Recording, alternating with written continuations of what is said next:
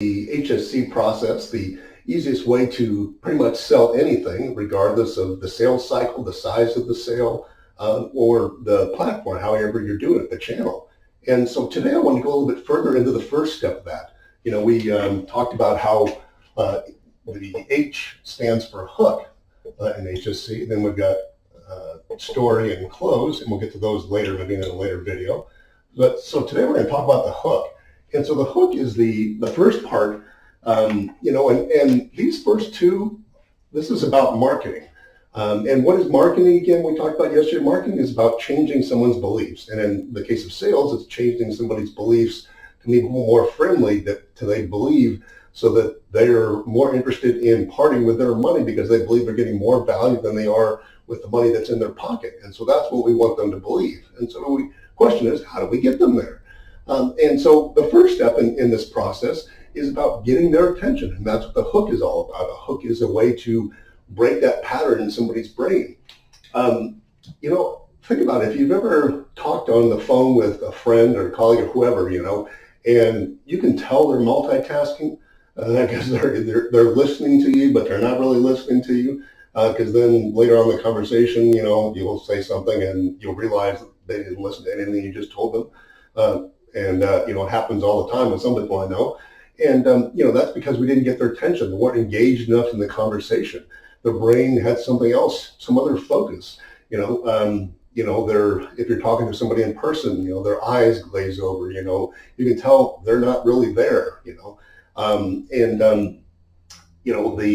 the phone, again, if you're calling a prospect and, if you've ever had somebody say, a minute into the conversation, what was your name again? What are you calling about? Even though you've already explained it. Well, guess what? Because you didn't get their attention up front. You didn't use an appropriate hook. And you didn't verify that you got that hook implanted so that you actually got their attention and their focus. So the problem is that a lot of salespeople kind of ignore that part and they just keep going and they act like, oh, well, whatever. And so they'll be 10 minutes into the conversation and they hit a roadblock. They don't know why. And it's because the person wasn't even listening. And so this is such a critical step. It seems obvious, but if we don't think about it in advance and we don't plan these hooks, plan what to say, plan how to get somebody's attention, you're really setting yourself up for failure every time. So, think about it from this perspective. Our brains are actually just bombarded with marketing messages in particular every day.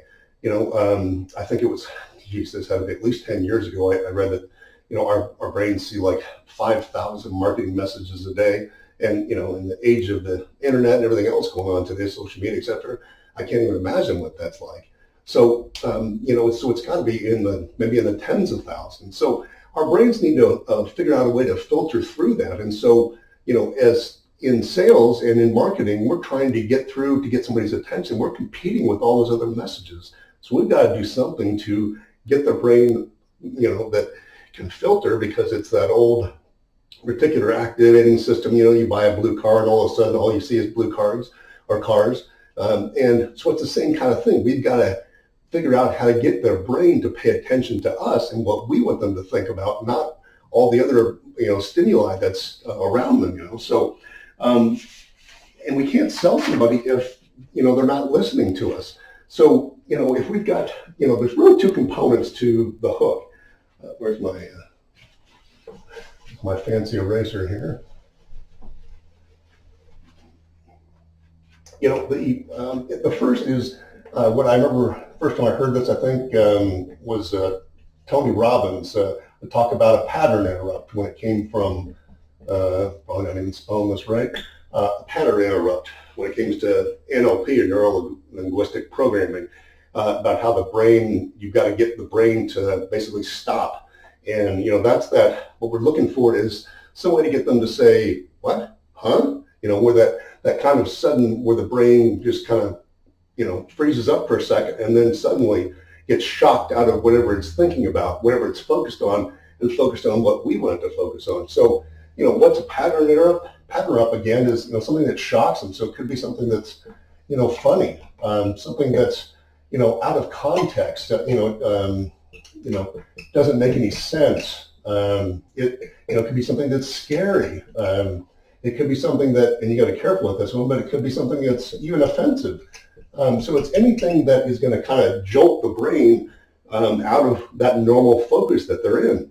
And so once we've made that pattern interrupt, that's great that we've interrupted the brain, but now that we've interrupted the brain, we got to give it something else to focus on, which in our case, we want to get it to focus on what we want it to focus on, which, of course, is our product or service, so it's about focus. So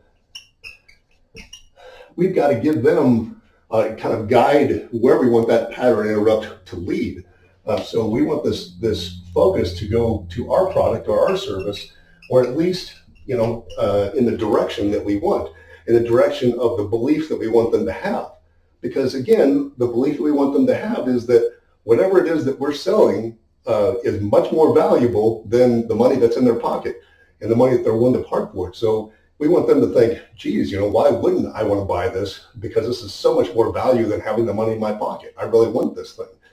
And we do that by interrupting their pattern and then changing their focus. And then that's the sort of the first step, in the HSC process. Because again, if we don't get their attention, if we don't get them focused and get them ready to start changing their beliefs, we're dead in the water.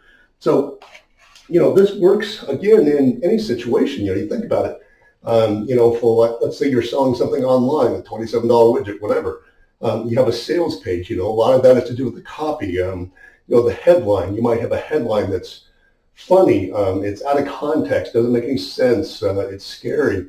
It has the pain and pleasure, and get out of this pain and get into this pleasure, type of sentence or something that gets their brain to stop scrolling, so to speak, like in social media, going down that news feed, something that gets the brain to go, what?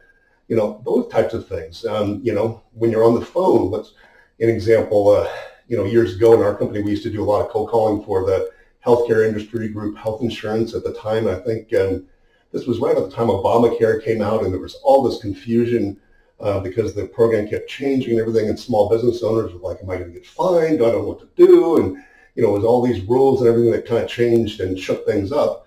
And so we would call people and say, hey, did you know that there's been a lot of changes in the law recently, and business owners are getting fined because of, their lack of knowledge about X, Y, Z or whatever? And boy, all of a sudden business owners would pick up the phone on the other end going, oh, yeah, you got my attention. Tell me more about that. And it was an in to get us, our insurance agent client to get in the door with them because it got their attention. It's something goofy, if you're in person, I don't know, what would be an example. Let's say you're going into a law firm to try to, cold call somebody or sell something, what do? You walk in with, a top hat and a cane or something. It's like, I guarantee the receptionist is going to be calling somebody and saying, you got to come check this out. This is wild. And you think that you're going to make an impression that everybody there, including the decision maker, is going to remember that guy in the top hat or that gal in the top hat and what they were doing, So again, it jolts them and makes them pay attention. Okay, what is this person here for? Because it's just out of the ordinary. It's out of context. It's weird. So it works in any situation. So we've got to take advantage of that, and it's such a basic step. It seems so obvious, but a lot of people don't plan it. And they just kind of plow forward assuming that the person is excited enough with our product or service to listen to them, which, in 99% of the cases, they're not. So people don't care about you. They don't care about your product or service. So we've got to give them a reason to think about it, a reason to pay attention. So if you can, the last step I would say is you've got to kind of confirm once you've got their attention. Because again, this is all, nice and dandy, but a lot of people just keep plowing forward, and if you don't confirm that you got somebody's attention, again, we'll give an example here. Let's say on the phone, but how do you tell that you've got somebody's attention? Well, you can tell the tone of their voice. All of a sudden, they start talking faster. They, their tone of their voice changes. So it's things like tone and speed, and you can tell there's been a shift in the conversation. Suddenly they're asking different questions. Instead of going, they're going, well, wait, what was that? And, so they're starting to do those types of things, in person, you're sitting there with them, or, sitting, standing, whatever, they lean forward. They change their body language somehow. They could lean back. Any change in the body language, the way they use their eyes, it's very obvious. As humans, we pick up on this stuff, and it's pretty obvious to us, when something has changed, even if we don't know what that is. But just noticing the change kind of confirms that, okay, now we got their attention. Now it's time to go to step, 2 in the HSC process. Same thing on online, of course.